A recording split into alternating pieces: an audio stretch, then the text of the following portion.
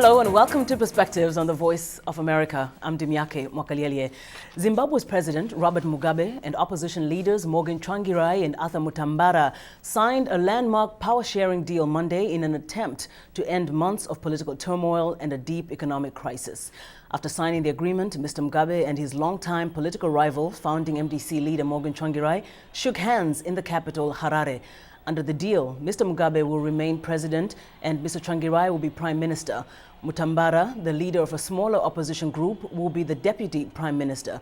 Mr. Mugabe has led Zimbabwe since independence in 1980, but now he will have to share power with his political rivals after years of cracking down on the opposition. South African President Thabo Mbeki brokered the agreement between President Mugabe and the opposition leaders to end political turmoil that followed disputed presidential elections in March. Under the deal, Mr. Mugabe remains in charge of the armed forces and continues to chair the cabinet, while Mr. Tsvangirai will control the police force and lead the newly created Council of Ministers. Zimbabwe is undergoing a deep economic crisis with food and fuel shortages that have helped drive up inflation to an estimated 11 million%. Now, joining us in the studio to discuss the latest on this power-sharing deal is Blessing Zulu of VOA's Zimbabwe service. Blessing, yet again, welcome to Perspectives. Thank you. My pleasure. So, Blessing, I think it's safe to say that there was a lot of anxiety leading right up to the signing of this agreement because a lot of people really didn't think it was going to happen, that Mr. Mugabe would actually back down. What were your personal thoughts and what are you hearing from the ground about what people feel? Yeah, many people doubted this because remember, it started years ago, almost 8 years ago when President Thabo Mbeki tried to mediate and it was failing. He started again last year leading up to the elections and it failed again. So many people were not very optimistic about this deal. But now, obviously, many people were taken aback that Mugabe and Tsvangirai, who are like water and oil, can actually work together. Mr. Tsvangirai described this particular deal as a painful compromise, and he said that it was not an instant cure. What do you know about the compromise that were made to at least get him to sign this? Of course, there was a problem with the executive powers, with Mr. Mugabe refusing to cede some of his executive powers because the proposal from the MDC was that Mr. Mugabe remain head of state, that is heading the army and declaring war if he sees it fit, and Tsvangirai was to be the head of the government, running the day-to-day activities of the government. But of course, as you see from this deal, Mr. Mugabe did not give in, so they have to sort of co-chair the cabinet. Are you hearing a lot of optimism from, I guess, political heavyweights about the sustainability of this agreement, that it really has legs?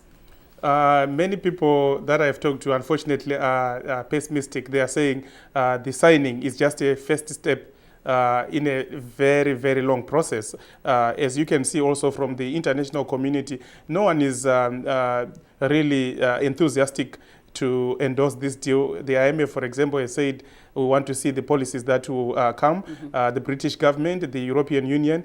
To most, I think it is more like applying lipstick to a frog. As long as Mr. Mugabe is there, there are still doubts.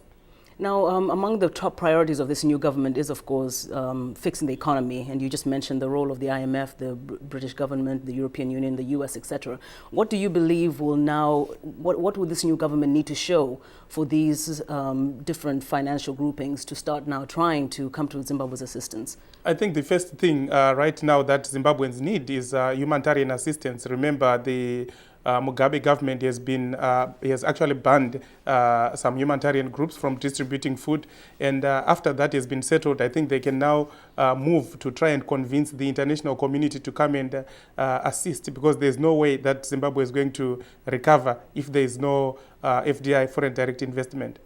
And what about the US and Britain specifically in terms of how they plan to now maneuver with this new establishment?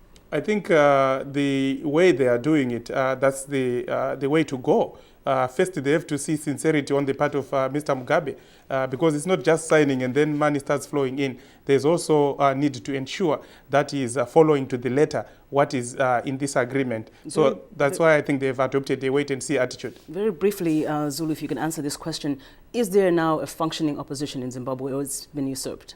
Unfortunately, it has been usurped, and it's also a sad day for African democracy that you have to negotiate on the table, not people actually electing the leaders of their choice. Thank you very much.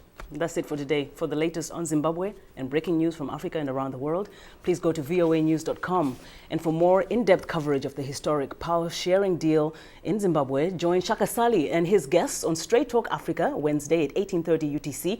Also would love to hear from you. So drop us a line at africatv@voanews.com. Again, thanks to Blessing Zulu of VOA Zimbabwe Service. I'm Dimyake Mwakaliele for the Voice of America. Until tomorrow.